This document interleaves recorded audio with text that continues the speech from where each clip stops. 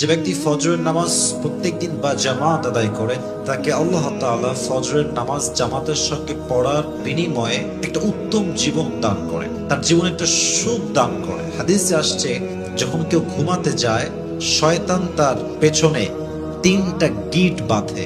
বান্দার যখন ঘুম ভেঙে যায় ফজরের নামাজের সময় বা তাহাজ্জুদের সময়, যখন তার ঘুম ভেঙে যায়, তার নামাজের কথা স্মরণ হয়, যখনই আল্লাহকে স্মরণ করার সঙ্গে সঙ্গে একটা গিট খুলে যায়।